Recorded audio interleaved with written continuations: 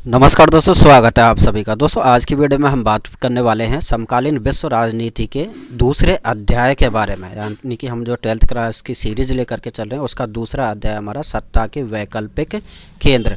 तो सत्ता के वैकल्पिक केंद्र के अंदर हमारे जितने भी ऑब्जेक्टिव क्वेश्चन आंसर बनते हैं उन सभी के बारे में हम जो है बात करने वाले हैं। तो दोस्तों अंत तक जरूर बने रहिएगा।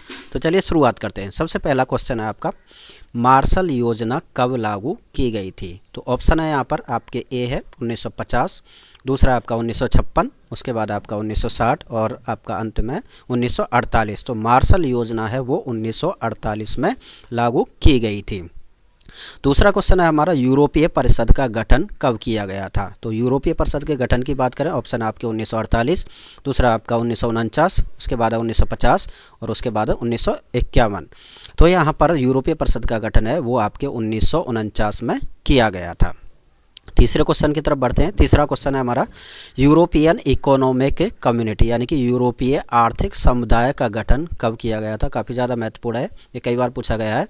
तो इसके लिए हम बात करते हैं, ऑप्शन है हमारा 1955, 1957, 1959 और आपका ये 1961। तो इसका जो गठन किया गया था वो आपके 1957 में रोम की संधि के तहत किया गया था। चौथा है आपका, यूरोपीय संघ की स्थापना कब हुई थी? तो यूरोपीय संघ की स्थापना की अगर हम बात करते हैं, ऑप्शन आपके 1978, 1985, 1990 और 1992। तो यूरोपीय संघ की जो स्थापना हुई थी वो आपकी 1992 में हुई थी, यानी कि maastricht संधि के तहत हुई थी। पांचवा क्वेश्चन है आपका, यूरोपीय संघ का गठन किस संधि के तहत हुआ था? तो ये आपके ऑप्शन है लिस्बन संधि, रोम की संधि, पेरिस संधि और maastricht संधि। तो ये यूरोपीय संघ का गठन होता है वो maastricht संधि के तहत, ये भी पूछा जा चुका है। उसके बाद है आपका, यूरोपीय संघ के झंडे में कितने सितारे हैं? तो यूरोपीय संघ के झंडे की अगर हम बात करते हैं, ऑप्शन आपके 10, 12, 15 और 8। तो यूरोपीय संघ के झंडे में जो है आपके 12 जो है सितारे हैं, जो कि एकता और समग्रता का प्रतीक है। अगला क्वेश्चन है आपका, वर्तमान में यूरोपीय संघ में कितने सदस्य देश हैं? तो वर्तमान में अगर यूरोपीय संघ के सदस्य देशों की बात करते हैं, ऑप्शन आपके 28 देश, 25 देश, 27 देश और 30 देश। तो यहाँ पर यूरोपीय संघ में वर्तमान की अगर हम बात करते हैं तो यहाँ पर वर्तमान में 27 देश हैं, क्योंकि ब्रिटेन है वो क्या हो गया था, इससे अलग हो गया था। उसके बाद हम बात करते हैं अगले क्वेश्चन की। आठवां क्वेश्चन है आपका, यूरोपीय आर्थिक समुदाय का गठन किस संधि के तहत हुआ था? तो यूरोपीय आर्थिक समुदाय की अगर हम बात करते हैं, इसका जो गठन है वो आपके ऑप्शन है रोम की संधि, लिस्बन संधि, उसके बाद आपका पेरिस की संधि और maastricht संधि। तो इसकी अगर हम बात करें यूरोपीय आर्थिक समुदाय की, तो ये आपके रोम की संधि के तहत यानी कि 1957 में हुआ था। अगला क्वेश्चन आपका 9वां क्वेश्चन, यूरोपीय एटमी ऊर्जा समुदाय का गठन कब हुआ था? तो यहाँ पर इसकी बात करते हैं, ऑप्शन आपके 1952, 1950, 1948, 1957। तो यूरोपीय एटमी ऊर्जा का जो गठन किया गया था वो 1957 में किया गया था। अगर दोस्तों वीडियो पसंद आता तो वीडियो को लाइक ज़रूर कीजिएगा, दोस्तों के साथ शेयर ज़रूर कीजिएगा। अगला क्वेश्चन है आपका 10वां क्वेश्चन, यूरोपीय एटमी ऊर्जा समुदाय का गठन किस संधि के तहत हुआ था? ऑप्शन आपके सांगेन संधि, दूसरा आपका रोम की संधि, तीसरा पेरिस की संधि, चौथा आपका लिस्बन की संधि। तो यहाँ पर हम बात करते हैं यूरोपीय एटमी ऊर्जा यानी कि 1957 में हुआ था, और 1957 में कौन सी संधि हुई थी? यहाँ पर रोम की संधि हुई थी। तो रोम की संधि के तहत हमने देखा यूरोपीय एटमी ऊर्जा समुदाय और आर्थिक समुदाय यानी कि यूरोपीय आर्थिक समुदाय की हमने बात की थी। दोनों का ही गठन कब हुआ था? 1957 में हुआ था। और कौन सी संधि के तहत हुआ था? तो रोम की संधि के तहत हुआ था। काफ़ी ज़्यादा महत्वपूर्ण है। उसके बाद है 11वां क्वेश्चन आपका, यूरोपीय संसद के लिए पहला प्रत्यक्ष चुनाव कब हुआ था? तो यूरोपीय संसद के लिए पहले प्रत्यक्ष चुनाव की अगर हम बात करते हैं, ऑप्शन है आपके जून 1979 यानी कि 1979, जून 1980, जून 1991 और जून 1992। तो यहाँ पर यूरोपीय संसद के लिए पहला प्रत्यक्ष जो चुनाव हुआ था वो जून 1979 में हुआ था। अगले क्वेश्चन की तरफ बढ़ते हैं हम। अगला क्वेश्चन है 12वां क्वेश्चन, सांगेन संधि कब आयोजित हुई थी? तो सांगेन संधि की अगर हम बात करते हैं, ऑप्शन है आपके जून 1985, जून 1988 और जून 1990 और जून जो है 1992। तो सांगेन संधि की अगर हम बात करते हैं तो ये सांगेन की जो संधि हुई थी वो आपकी जून 1985 में आयोजित की गई थी। तो अगले हम क्वेश्चन की तरफ बढ़ते हैं। अगला क्वेश्चन है 13वां क्वेश्चन आपका, maastricht संधि पर हस्ताक्षर कब हुए थे? तो maastricht संधि के तहत हमने देखा यूरोपीय संघ की जो स्थापना हुई थी वो यूरोपीय संघ की स्थापना कौन सी संधि के तहत हुई थी? तो इसी maastricht संधि के तहत हुई थी। कब हुई थी? 1992 में। ऑप्शन है आपके फरवरी 1990, फरवरी 1992, फरवरी 1993 और फरवरी 1985। तो यहाँ पर दोस्तों हमने देखा कि maastricht संधि पर हस्ताक्षर कब हुए थे? फरवरी 1992, और इसी के तहत हमारी यूरोपीय संघ का गठन हुआ था। अगला क्वेश्चन है हमारा, ये भी काफ़ी ज़्यादा महत्वपूर्ण है, maastricht संधि। उसके बाद आपका 14वां क्वेश्चन क्या कहता है? यूरोपीय संघ के लिए एकीकृत बाजार का गठन कब किया गया था? तो यूरोपीय संघ के लिए जो एकीकृत बाजार का गठन किया गया था उसकी बात कर लेते हैं दोस्तों यहाँ पर। जनवरी 1993, उसके बाद जनवरी 1992, उसके बाद आपका मार्च 1990 और मार्च जो है आपका 1992। अगर यूरोपीय संघ के लिए दोस्तों हम बात करते हैं कि एकीकृत बाजार का जो गठन किया गया था वो आपके जनवरी 1993, यानी कि ऑप्शन नंबर ए। अगला क्वेश्चन हमारा 15वां, यूरोपीय संघ में सबसे अधिक देश किस वर्ष शामिल हुए थे? तो यूरोपीय संघ में सबसे अधिक देशों के शामिल होने की बात करते हैं। ऑप्शन है हमारा 2000, उसके बाद 2004, 2006, 2008। तो यहाँ पर सबसे अधिक देश है वो किस वर्ष शामिल हुए थे? आपके 2004 में शामिल हुए थे। अगला क्वेश्चन है हमारा, लिस्बन संधि कब लागू हुई थी? तो काफ़ी हमने संधियाँ पढ़ी है, इसमें सबसे पहले हमारी संधि हुई थी 1951 में, पेरिस की संधि 1951 में। उसके बाद दूसरी संधि हम बात करते हैं यहाँ पर रोम की संधि। रोम की संधि कब हुई थी? आपकी जो है 1957 में। रोम की संधि के तहत हमने देखा था कि जो है आपके यूरोपीय आर्थिक समुदाय, यूरोपीय एटॉमिक ऊर्जा समुदाय, दोनों का ही गठन किया गया था। उसके बाद हम देखते हैं यहाँ पर सांगेन की संधि। सांगेन की संधि कब होती है? 1985 में। सांगेन की संधि 1985 में। और उसके बाद हम बात करते हैं maastricht संधि, जो कि काफ़ी ज़्यादा महत्वपूर्ण है क्योंकि इसी के तहत जो है हमारे किसका गठन हुआ था? यूरोपीय संघ का गठन किया गया था। ये कब होती है? 1992 में।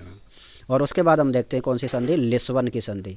और लिस्बन की संधि कब होती है? आपकी 2009 में। तो ये संधियां हैं जो हम यूरोपीय संघ के अंतर्गत पढ़ते हैं।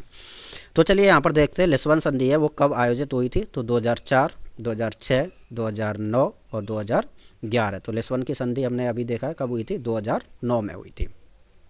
17वां क्वेश्चन हमारा, रोम की संधि कब आयोजित हुई थी? रोम की संधि की अगर दोस्तों हम बात करें, क्योंकि अभी हमने देखा यहाँ पर सभी संधियों की बात की है, तो ऑप्शन है आपके 1957, 1959, 1985, 1992। तो पहला है यहाँ पर आपका 1957। रोम की संधि है वो 1957 में आयोजित हुई थी। अगला क्वेश्चन है आपका 18वां, पेरिस संधि कब आयोजित हुई थी? तो पेरिस संधि की दोस्तों हम बात करते हैं। ऑप्शन है आपका 1957, 1955, 1953, 1991। तो पेरिस संधि हमने स्टार्टिंग में बात की है। सबसे पहली संधि जो हुई थी वो कौन सी हुई थी? यहाँ पर जो है पेरिस की संधि हुई थी, कब हुई थी? 1951 में आयोजित हुई थी। अगला हमारा नया जो है 19वां क्वेश्चन है, यूरोपीय संघ को नोबेल शांति पुरस्कार कब मिला था? ये भी पूछा जा चुका है, काफ़ी महत्वपूर्ण है। तो यहाँ पर 2002 में, 2004 में, 2010 में और 2012 में। तो यूरोपीय संघ को दोस्तों यहाँ पर नोबेल शांति पुरस्कार है वो कब मिला था? 2012 में मिला था। लास्ट ईयर पूछा गया था। अगला हमारा, क्रोएशिया यूरोपीय संघ का सदस्य कब बना था? क्योंकि ये जो 28वां देश बना था क्रोएशिया यूरोपीय संघ का। वर्तमान में कितने? 27 हैं। क्यों? क्योंकि ब्रिटेन है वो क्या हो गया था? इससे अलग हो गया था ब्रेग्जिट के तहत, है ना, 2020 में। तो यहाँ पर दोस्तों हम देख रहे हैं वर्तमान में कितने सदस्य देश हैं? 27 देश हैं। तो क्रोएशिया जो कि अंतिम सदस्य देश था, 28वां देश था, वो कब बना था इसका सदस्य? ऑप्शन है आपके 2009, 2011, 2013 और 2015। तो दोस्तों यहाँ पर क्रोएशिया वो यूरोपीय संघ का सदस्य बना था कब? 2013 में बना था। अगला क्वेश्चन है हमारा, आसियान का गठन कब हुआ था? अब हम आसियान की बात कर लेते हैं दोस्तों। यहाँ पर आसियान का गठन है वो कब होता है? 8 मार्च 1967, 8 जून 1967, 8 अगस्त 1967 और 8 दिसंबर 1967। तो यहाँ पर दोस्तों इसका गठन होता है, आसियान का गठन 8 अगस्त 1967 में होता है। अगला क्वेश्चन है हमारा 22वां क्वेश्चन, वर्तमान में आसियान में कितने सदस्य देश हैं? तो वर्तमान के अगर सदस्य देशों की दोस्तों हम बात करते हैं, ऑप्शन देख लेते हैं। 12 देश, 5 देश, 7 देश और 10 देश। तो वर्तमान में कितने देश हैं? यहाँ पर 10 देश हैं। प्रारंभ में जब इसके संस्थापक देश थे वो कितने थे? प्रारंभ में अगर हम संस्थापक देशों की बात करते कितने थे? 5 देश थे। अभी कितने हैं? यहाँ पर 10 देश हैं। अगले क्वेश्चन की तरफ हम बढ़ते हैं। आसियान का मुख्यालय कहाँ पर है? एक काफ़ी ज़्यादा महत्वपूर्ण है, आसियान के मुख्यालय। ऑप्शन है हमारे बैंकॉक, उसके बाद है मलेशिया, सिंगापुर और जकार्ता। तो आसियान के अगर मुख्यालय की हम बात करते हैं तो आसियान का मुख्यालय आपका कहाँ पर? जकार्ता। और जकार्ता कहाँ पड़ता है? इंडोनेशिया में पड़ता है। ठीक है, दोस्तों आपके लिए क्वेश्चन है, आप जो है कमेंट में ज़रूर बताइएगा, सार्क दक्षेस का मुख्यालय कहाँ पर है, कमेंट में जवाब दीजिएगा आप। अगला क्वेश्चन है हमारा 24वां क्वेश्चन, आसियान के स्तंभों का निर्माण कब किया गया था। तो आसियान के स्तंभों के निर्माण की अगर हम बात करते हैं, 3 आर्थिक जो है स्तंभ हैं यहाँ पर आसियान के। एक तो कौन सा, आसियान सुरक्षा समुदाय, दूसरा कौन सा है, आसियान आर्थिक समुदाय, तीसरा हमारा सामाजिक सांस्कृतिक समुदाय। तो 3 जो है आसियान के स्तंभ हैं, तो इनका निर्माण है वो कब किया गया था। ऑप्शन देख लेते हैं, 2001 में, 2003 में, 2005 में और 2007 में। तो यहाँ पर आसियान के स्तंभों का निर्माण कब किया गया था, 2003 में किया गया था। कौन कौन से थे यहाँ पर, जो है आसियान सुरक्षा समुदाय, आसियान आर्थिक समुदाय और आसियान जो है सामाजिक सांस्कृतिक समुदाय। 25वां क्वेश्चन है हमारा, आसियान क्षेत्रीय मंच की स्थापना कब की गई थी। काफ़ी महत्वपूर्ण है, आसियान क्षेत्रीय मंच की स्थापना 1992 में, 1993 में, 1994 में, 1995 में। तो यहाँ पर हम आसियान क्षेत्रीय मंच की बात कर लेते हैं कि तो इसकी स्थापना कब हुई थी, 1994 में इसकी स्थापना की गई थी। अगला क्वेश्चन हमारा, भारत ने लुक ईस्ट और एक्ट ईस्ट नीति कब अपनाई थी। तो दोनों की हम बात करते हैं यहाँ पर, तो ये जो है कब अपनाई गई थी। ऑप्शन है हमारे 1991 और 2010, यानी कि लुक ईस्ट है वो 1991 यानी कि पहले वाला लुक ईस्ट क्रमशः है ये। तो एक्ट ईस्ट 1990 2014, 1991 2014 और 1990 और 2015। तो लुक ईस्ट की जो पॉलिसी अपनाई गई थी कब अपनाई गई थी, 1991 में, है ना। और यहाँ पर जो है प्रधानमंत्री कौन थे, पीवी नरसिम्हा थे। उसके बाद हम बात करते हैं 2014 में, एक्ट ईस्ट कब अपनाई गई थी, 2014 में। तो यहाँ पर प्रधानमंत्री कौन है, श्री नरेंद्र मोदी जी हैं। तो ऑप्शन कौन सा हो जाएगा इसका, जो है सी हो जाएगा। 27वां क्वेश्चन हमारा, चीन में साम्यवादी क्रांति कब हुई थी। तो चीन की अगर साम्यवादी क्रांति की हम बात करते हैं तो कब हुई थी, 1947 में, 1949 में और 1951 में और 1953 में। तो चीन की साम्यवादी क्रांति कब हुई थी आपकी, 1949 में। तो दोस्तों इससे जो अध्याय में हमने बात की है, जितने भी ऑब्जेक्टिव क्वेश्चनों की बात की है ना, इन्हीं में से आपके जो है अति लघुत्तरात्मक बन सकते हैं और इन्हीं में से आपके जो है रिक्त स्थान बन सकते हैं। तो सभी महत्वपूर्ण क्वेश्चन है और पूरे अध्याय को इसमें कवर किया गया है। तो दोस्तों अंत तक जरूर बने रहिएगा, साथ ही वीडियो को दोस्तों को भी शेयर कर दीजिएगा जिससे उनको भी लाभ मिल सके।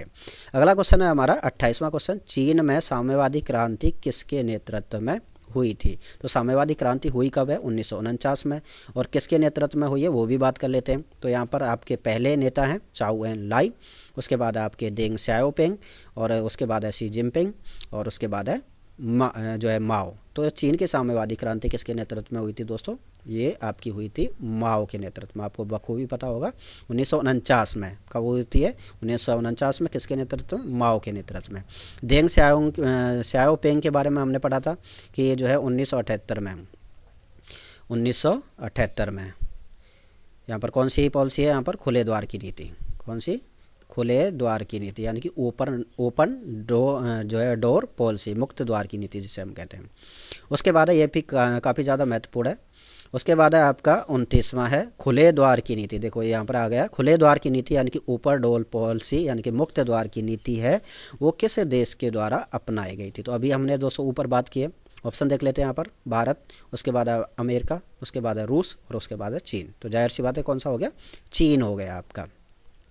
30वां क्वेश्चन है हमारा, चीन में खेती का निजीकरण कब किया गया था। तो यहाँ पर हम देखते हैं प्रारंभ में तो कौन सी वाली जो है प्रणाली थी, यहाँ पर साम्यवादी प्रणाली थी। और ये किस मॉडल पर यहाँ की जो अर्थव्यवस्था है वो किस पर आधारित थी, साम्यवादी व्यवस्था अर्थव्यवस्था पर, सोवियत संघ से प्रेरित थी ये यहाँ पर, है ना। और बाद में हम देखते हैं कि ये किसकी तरफ बढ़ जाता, पूंजीवाद की तरफ। तो यहाँ पर खेती का जो है निजीकरण कब किया गया था, ऑप्शन देख लेते हैं, 1980 में, 1981 में, 1982 में और 1983 में। तो खेती का जो निजीकरण किया गया था वो कब किया गया था, 1982 में किया गया था। क्योंकि साम्यवादी प्रणाली में हम देखते हैं जो सब कुछ है वो किसके अंदर होता है, जो है सरकार के अंडर में होता है ना। और खेती का सामूहिकरण हमने सोवियत संघ वाले मैटर में भी पढ़ा था। अगले क्वेश्चन की तरफ हम बढ़ते हैं। अगला क्वेश्चन है हमारा 31वां क्वेश्चन, चीन में उद्योगों का निजीकरण कब किया गया था। तो उद्योग, यहाँ पर खेती का निजीकरण हमने देखा 1982 में, और उसके बाद हम बात कर रहे हैं किसकी, जो है उद्योगों की। तो ऑप्शन है आपके 1995, 1996, 1997 और 1998। तो यहाँ पर उद्योगों का निजीकरण कब किया गया था, 1998 में किया गया था। दोस्तों आप जो है अंत में ज़रूर बताइएगा कि आपके कितने जो है क्वेश्चन है यहाँ पर आपके आंसर हैं वो सही हुए हैं।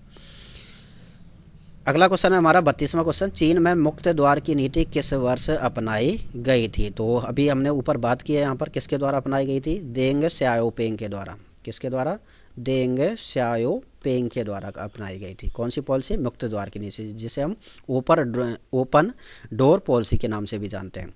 उसके ऑप्शन हम देख लेते हैं यहाँ पर 1975, 1976, 1977 और 1978। तो ये कब अपनाई गई थी, 1978 में अपनाई गई थी। किसके द्वारा, देंग स्याओपेंग के द्वारा अपनाई गई थी।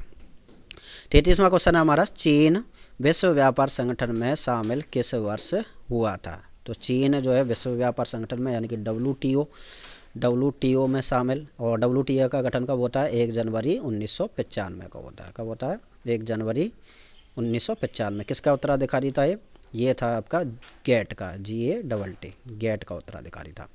तो यहाँ पर चीन के विश्व व्यापार संगठन की बात कर लेते हैं, कब शामिल हुआ था, 2001 में, 2002 में, 2003 में और 2004 में। तो दोस्तों कब शामिल हुआ था ये, 2001 में शामिल हुआ था।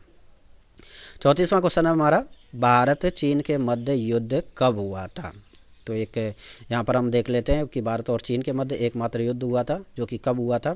ऑप्शन है आपके 1962 में, 1965 में, 1971 में और 1975 में। तो भारत और चीन के मध्य जो युद्ध हुआ था वो कब हुआ था, 1962 में हुआ था।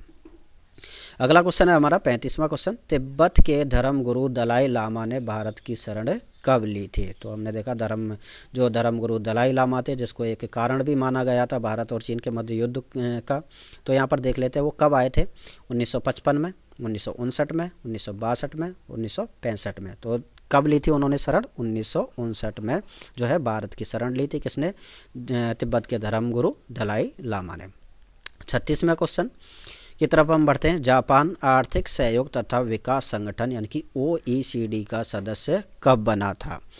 तो यहाँ पर हम देख लेते हैं, ऑप्शन है हमारे 1964, 1966, 1968 और 1970। तो जापान है वो OECD का सदस्य कब बनता है आपका, 1964 में बनता है दोस्तों। कब बनता है, 1964 में। तो ऑप्शन कौन सा हो जाएगा आपका, ए हो जाएगा, ऑप्शन नंबर ए। चलिए अगले क्वेश्चन की तरफ हम बढ़ते हैं। अगला क्वेश्चन हमारा 37वां क्वेश्चन है, निम्नलिखित में से G7 में सम्मिलित देश है। तो G7 की अगर हम बात करते हैं, कौन सा देश सम्मिलित है इनमें से। तो पहला आपका चीन है, उसके बाद कौन सा आपका जापान है, उसके बाद कौन सा आपका रूस है और उसके बाद कौन सा आपका भारत है। तो यहाँ पर G7 में सम्मिलित देश कौन सा है, जापान है। ठीक है दोस्तों। तो यहाँ पर एकमात्र देश है एशिया का एकमात्र देश है कौन, जापान, जो कि किस में शामिल है, G7 में शामिल है। अगर G7 की दोस्तों बात करते हैं हम कौन कौन से यहाँ पर, तो यहाँ पर कौन कौन से, इटली है, जर्मनी है, उसके बाद फ्रांस है और उसके बाद ब्रिटेन है, और उत्तरी अमेरिका वाले कॉन्टिनेंट में से हैं 2, एक कौन है आपका अमेरिका और दूसरा कौन सा कनाडा, और जापान जो है एशिया वाले क्षेत्र में थे। तो टोटल कितने देशों का समूह है, 7 देशों का समूह है। 38वें क्वेश्चन की तरफ हम बढ़ते हैं। 38वां क्वेश्चन हमारा, दक्षिण कोरिया संयुक्त राष्ट्र संघ का सदस्य कब बना था। तो दक्षिण कोरिया की अगर हम बात करते हैं, संयुक्त राष्ट्र संघ यानी कि UNO का सदस्य कब बना था। तो यहाँ पर ऑप्शन है आपके 1990, 1991, 1992, 1993। तो यहाँ पर जो दक्षिण कोरिया है वो UNO का सदस्य कब बनता है, 1991 में बनता है, यानी कि 17 सितंबर 1991 को ये जो है UNO का सदस्य बनता है। तो दोस्तों यहाँ पर UNO की स्थापना कब हुई थी, 24 अक्टूबर को। स्थापना दिवस कब मनाया जाता है, 24 अक्टूबर को मनाया जाता है। ठीक है। तो यहाँ पर हम बात करते हैं, अगला क्वेश्चन है हमारा, दक्षिण कोरिया जो है वो OECD का सदस्य कब बना था। तो जापान हमने देखा 1900 जो है कब बना था, 64 में। अब यहाँ पर दक्षिण कोरिया की बात करते हैं, आर्थिक सहयोग तथा विकास संगठन OECD का सदस्य कब बना था ये। तो यहाँ पर ये बनता है आपका, ऑप्शन देख लेते हैं, 1996, 1997, 1998 और उसके बाद 1999। तो यहाँ पर OECD का सदस्य कब बना था दक्षिण कोरिया, 1996 में बना था। अगला क्वेश्चन है हमारा 40वां क्वेश्चन, सैमसंग, हुंडई, LG किस देश की कंपनियां हैं। तो सैमसंग, हुंडई, LG कंपनी की अगर हम बात करते हैं तो ये प्रसिद्ध ब्रांड हैं कहाँ के आपके, ऑप्शन देख लेते हैं, चीन, जापान, दक्षिणी कोरिया और अमेरिका। तो ये कहाँ के हैं आपके दोस्तों, दक्षिणी कोरिया के ब्रांड हैं ये। उसके बाद अगला क्वेश्चन है हमारा, Sony, Panasonic, Canon, Suzuki, Honda, Toyota, Mazda आदि ब्रांड है वो किस देश के हैं। तो इनकी भी बात कर लेते हैं दोस्तों। यहाँ पर ऑप्शन है आपके जापान, भारत, चीन, दक्षिणी कोरिया। तो ये किसके जो है आपके ब्रांड है, जापान देश के। ऊपर हमने देखा सैमसंग, हुंडई और एलजी, ये किसके थे? दक्षिणी कोरिया के। और जो है Sony, Panasonic, Canon, Suzuki, Honda, Toyota, Mazda आदि जो है वो किसके? जापान के। तो दोस्तों इस अध्याय के हमने जितने भी हमारे ऑब्जेक्टिव क्वेश्चन आंसर बनते हैं उनके बारे में बात की है। एक और हम बात कर लेते हैं कि यूरोपीय संघ की मुद्रा कौन सी है। तो यूरोपीय संघ की मुद्रा कौन सी है दोस्तों? यहाँ पर यूरो है। कौन सी? यूरो वो जो है यूरोपीय संघ की मुद्रा है। ऐसे कौन कौन से देश हैं जिन्होंने जो है यूरोपीय संघ में शामिल होने से या यूरोपीय साझी मुद्रा यूरो को मानने से जो है इनकार कर दिया था? तो वो कौन कौन से देश हैं आपके? डेनमार्क और स्वीडन। कौन कौन से? डेनमार्क और स्वीडन ऐसे देश हैं जिन्होंने इसकी साझी मुद्रा, साझे बाजार को मानने से मना कर दिया था। तो दोस्तों उम्मीद करता हूं जानकारी पसंद आई होगी। वीडियो पसंद आया तो वीडियो को लाइक ज़रूर कीजिएगा और आपके कितने क्वेश्चन आंसर सही हुए हैं आप कमेंट बॉक्स में ज़रूर बताइएगा और दोस्तों के साथ ज़रूर शेयर कीजिएगा, क्योंकि बोर्ड के एग्ज़ाम आने वाले हैं जिससे उनको भी लाभ मिल सके। अगर जो है वीडियो पसंद आया तो वीडियो को लाइक करके चैनल को सब्सक्राइब ज़रूर कर लीजिएगा। धन्यवाद दोस्तों।